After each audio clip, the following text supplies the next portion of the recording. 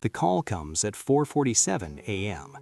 You answer it because the number is your father's, and your father never calls this late. A man speaks in Spanish, calm, deliberate. He tells you there has been an incident. He tells you to pack nothing. A car is already outside your apartment. Yesterday, you were worried about a midterm. You were driven to LAX through empty streets, no check-in, no security line, a side entrance, a short hallway, and then a Gulfstream G650 idling on a private tarmac. The leather seats are cream-colored. There's chilled water and a bowl of fruit. Two men in dark jackets sit near the rear. They do not speak to you. They do not sleep.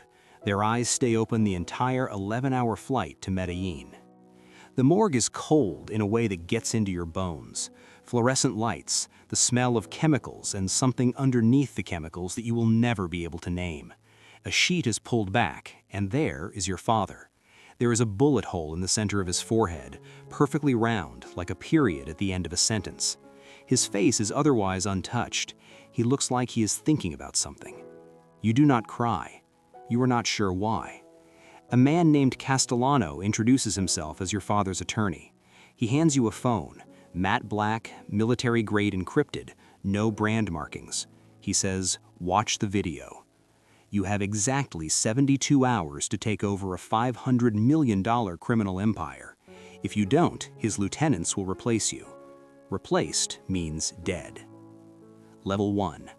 Your father is sitting in a leather chair. He is alive. He is wearing the blue shirt he wore to your high school graduation. He looks directly at the camera and he speaks for 11 minutes without stopping. His voice is even. His hands are still. He has been preparing for this moment. He tells you the shipping company is a front. The restaurants are fronts. The import-export licenses, the agricultural holding companies, the real estate portfolio, all fronts.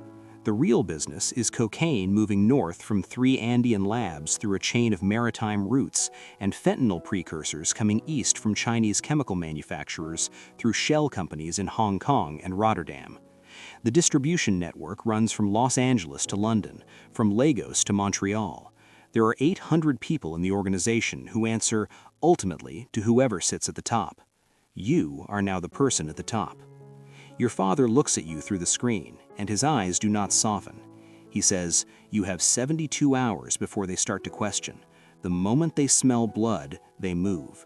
Do not let them smell blood. Castellano tells you that the lieutenants are already being gathered. He tells you they need to see you, in person, tonight. You look down at the phone. You look back at the sheet covering your father. You think about your midterm. You think about your roommate who is probably still asleep. You think about how none of that exists anymore. You pocket the phone. You follow Castellano out. The system has just swallowed you whole, and you do not even feel it happening. Level 2. The warehouse is 40 minutes outside Medellin, up a dirt road with no streetlights. When the SUV stops, you count 6 vehicles already parked. Inside, the space smells like motor oil and damp concrete. Bare bulbs hang from the ceiling. 30 men stand in a loose semicircle. Some are wearing tactical gear, some are in suits. All of them are watching the door when you walk in. You have slept a total of 2 hours in the past 36. These men have run jungle labs. They have negotiated with cartels. They have buried bodies and bribed generals and moved millions of dollars across 6 countries without leaving a traceable signature. The youngest of them is at least a decade older than you. Most of them look at you the way a dog looks at something it is deciding whether to eat. Rojas steps forward. He is 53 years old. He is built like a man who spent his 20s doing physical work and his 30s learning how to make other people do it. Your father trusted him for 22 years. He ran the Northern Distribution Corridor. He has personally overseen the delivery of more than $4 billion in product over his career. He speaks with careful respect. He says your father was irreplaceable. He says the organization needs stability. He says, in a tone that does not quite sound like a suggestion, that perhaps you should allow him to handle operations while you grieve, while you learn, while you get ready. The room does not move. You understand in this moment that everything that comes next depends entirely on what happens in the next 30 seconds. You look at Rojas. You do not look away. You let the silence sit for a beat longer than is comfortable. You say, "My father trusted you. I trust you. but I give the orders. Another beat. Rojas holds your gaze. The room is absolutely still. Then, slowly, he nods once. A small movement, but a complete one. Something shifts. You can feel it without seeing it. The air changes. The men who were watching you like a problem have begun watching you like something else. You passed, but you understand already that passing is not the same as winning. Rojas nodded. He did not surrender. These are two very different things. You file the distinction away. Level 3. The first week is a pressure cooker. Castellano becomes your shadow. He walks you through the architecture of your father's empire, room by room, document by document, account by account. You sit in a safe house in El Poblado, and you spend 18-hour days absorbing information that would take a business school 3 years to teach, compressed into 7 days, filtered through the specific grammar of organized crime. The numbers are staggering. $50 million a month moves through the network. The profit margin on the product, after supply costs and transportation, is around 300%. The money gets layered through a cascade of holding companies, restaurant chains, real estate LLCs, construction firms, and cryptocurrency exchanges before it emerges clean on the other side. You have 6 law enforcement agencies on payroll across 4 countries. A federal judge in Miami who has been receiving $200,000 a year for the past decade. A customs supervisor in Rotterdam who clears 3 specific container numbers every month without inspection.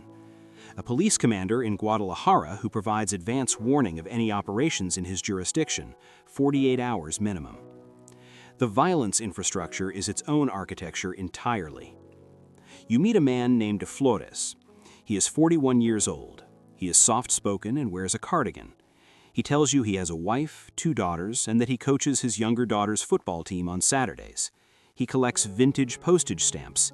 He shakes your hand like a neighbor at a block party. Flores is the man your father called when someone needed to be made to talk. His specific skill set is not something you ask about in detail. You have read enough of the organizational files to understand what the euphemisms mean. You shake his hand back. You thank him for his service to the organization. You do not sleep well that night. But by day 5, you notice something. The revulsion is already a little quieter than it was on day 1.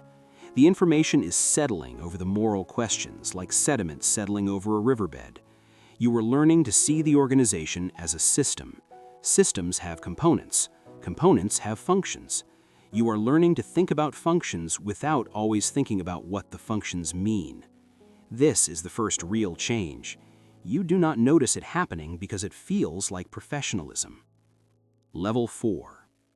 The call comes on day 11. A container ship called the Santa Elena was carrying $30 million worth of product through Guatemalan waters. It never arrived. The local contact went silent. Castellano pulls up satellite imagery of a compound outside Puerto Barrios. The container is there. The people who took it are affiliated with the fragmented remnants of the old Sinaloa infrastructure, opportunists who have been probing the edges of your network since your father's death, looking for soft spots. They found one. Rojas presents you with 2 options. Diplomatic. Reach out through back channels, negotiate return of the cargo, re-establish territorial boundaries through deal-making. This takes time. It signals patience. Some will read it as maturity. Others will read it as weakness. Or respond with force, immediately, unambiguously. Send a message that costs cannot be absorbed without cost in return. You think about it for less than a minute. You choose force. Rojas arranges it. 12 of your best-trained men, ex-military, several of them former special forces from multiple countries. They breach the compound outside Puerto Barrios at 3 a.m. on a Wednesday. The operation takes 19 minutes. 16 men die that night on the other side. The container is recovered and rerouted. The cargo arrives 4 days late. You receive the confirmation call while eating room service in a hotel in Miami. Steak, medium rare. You had ordered it before the call and it arrives while you were still on the line. You eat it after you hang up. You tell yourself they were criminals. They knew the rules of the world they were operating in. They made a choice and they paid for it. The justification arrives faster than you expected. That is the thing you do not examine too closely. Level 5. Month 4. The DEA has a name. A mid-level distributor operating out of Tucson named Marcus Webb has been flipped. He has been wearing a wire for 6 weeks. He has recorded conversations with 3 of your regional coordinators. The information came from a contact inside the agency, a man your father recruited 12 years ago and who now works in the Phoenix field office. He earns $180,000 a year from the federal government and $90,000 a year from you. Marcus Webb disappears on a Thursday morning. His car is found at a trailhead outside Sedona. He is never found.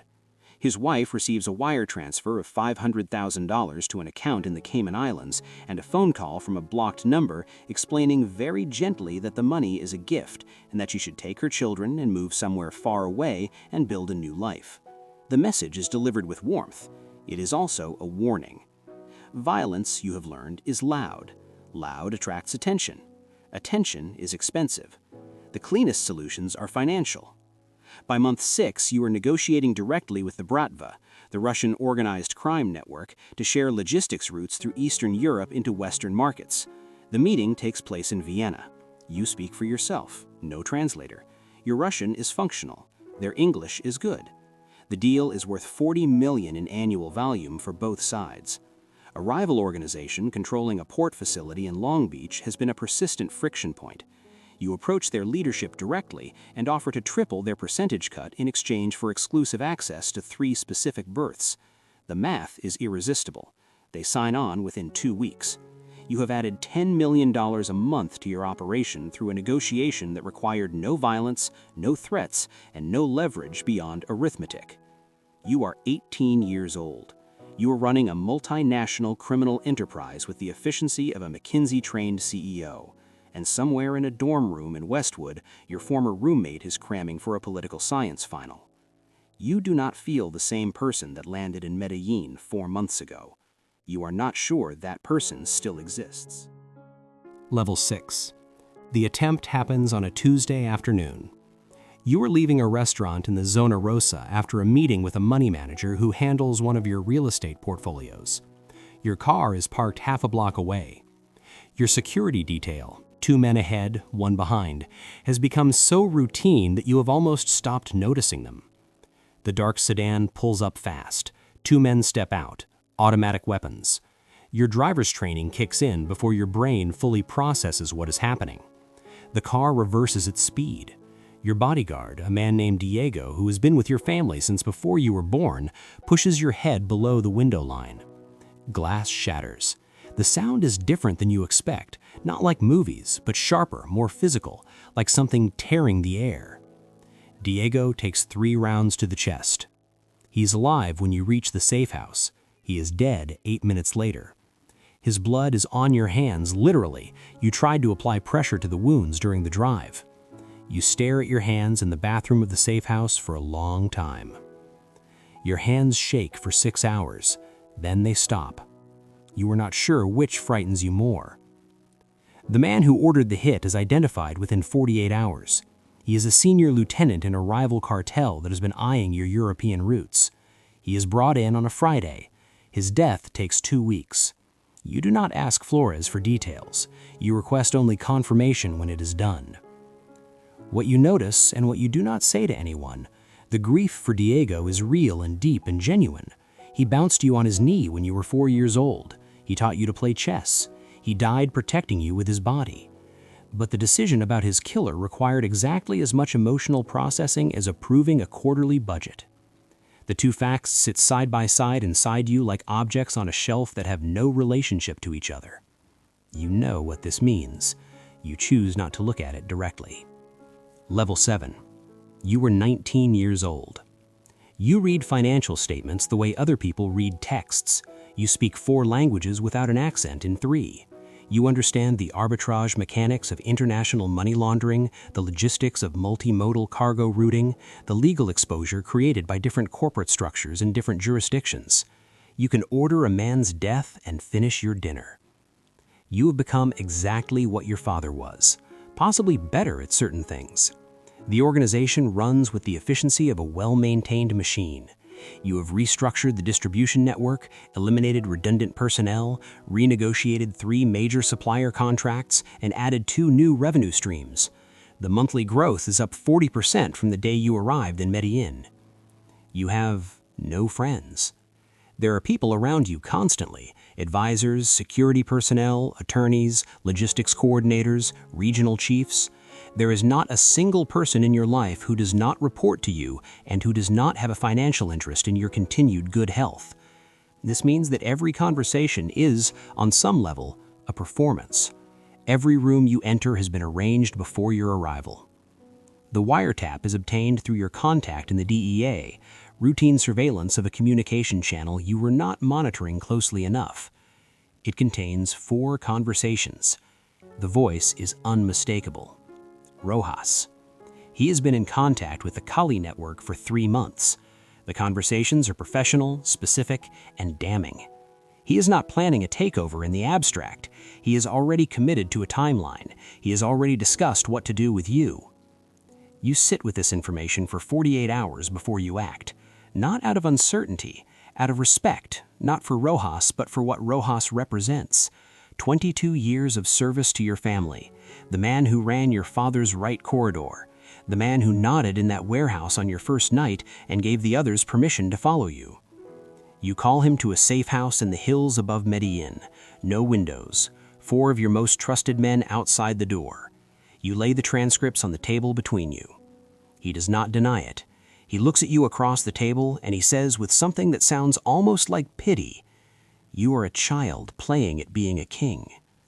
You look at him for a moment, then you stand up and you leave the room. You give the order from the hallway. You do not go back in. What remains of Rojas is never found. The corridor he managed is redistributed to 3 subordinates you have been developing over the past 4 months. The transition is seamless. The organization doesn't even flinch. That night, you sit alone in a room and you think about what it means that the hardest part of ordering Rojas's death was the paperwork of restructuring his division. You pour a drink. You do not finish it. Level 8. You are 21 years old. On paper, you do not exist. The name on your original passport belongs to a person whose biographical trail ends in a small town in Sonora 6 years ago. You have 6 functional identities distributed across 6 different countries, each with clean credit histories, property records, tax filings, and social media histories built by professionals over years. You move between safe houses on a rotation schedule that changes every 10 days. No pattern, no predictability. You have not spoken to anyone from your life before Medellin in 2 years. Your former roommate graduated last spring. You know this because you had someone check. You did not reach out. The cryptocurrency infrastructure took 14 months to build. You brought in 3 of the most talented blockchain engineers in the world, located them through an intermediary, housed them in a compound in Slovenia with full amenities, and paid them $2 million each to build a layering system that processes criminal proceeds through a cascade of decentralized finance protocols, privacy coins, and cross-chain bridges before converting them back into dollars through a web of licensed exchanges in jurisdictions with minimal reporting requirements. Within a year of launch, you are processing $500 million annually for 6 separate criminal organizations. You have become a bank, a specialized, invisible, extraordinarily profitable financial institution whose clients are cartels, trafficking networks, and cybercrime syndicates. The margins are extraordinary. The exposure is manageable. Or it was. The FBI has a new unit.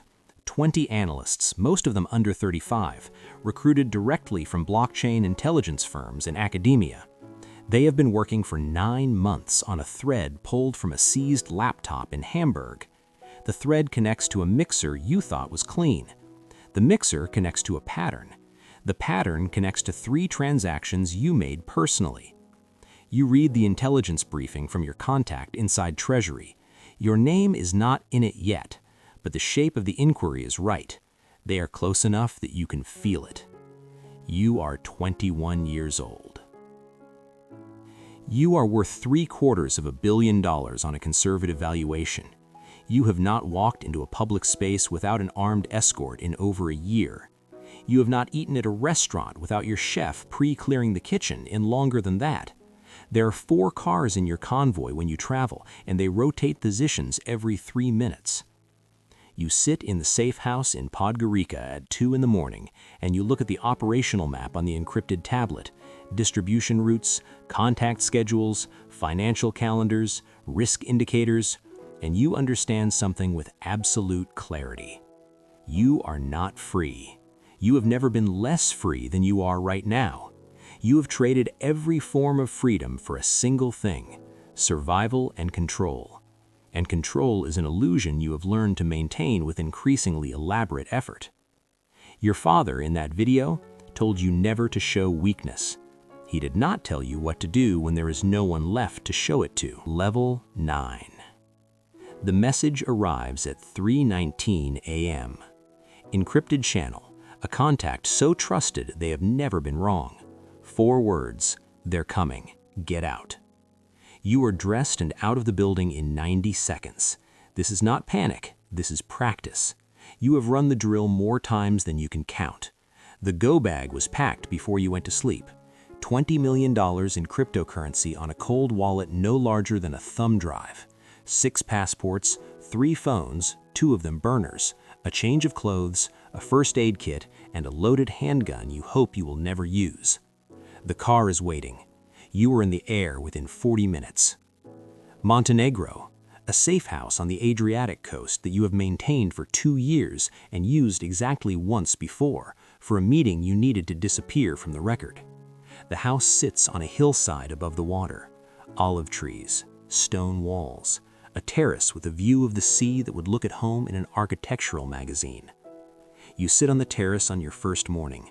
The water below is green-blue. The air is clean. A fishing boat moves slowly across the horizon. You watch it until it disappears. You could stay here. You have the resources, the identity documents. You could let the operation run itself for a month, 2 months, until you know whether the federal thread holds or frays. You could let go slowly and see if the machine runs without you. You know it will not. Not really. Not at the level it needs to. There are decisions made every week that require your specific knowledge, your specific judgment, your specific relationships. The trust you have built with the Russian network, with the port operators in Long Beach, with the lawyers who know where every skeleton is buried, that is not transferable. That is you. That is the thing you have spent 3 years becoming, and it is, you now understand, a trap. Your phone buzzes. Regional crisis in the European corridor. A shipment intercepted in Antwerp. The coordinator is asking for guidance on how to respond to the port authority. You look at the fishing boat on the horizon. It is almost gone now. You pick up the phone. You say you are on your way. Somewhere in Los Angeles, a young man is sitting in a parking garage. He is 20 years old.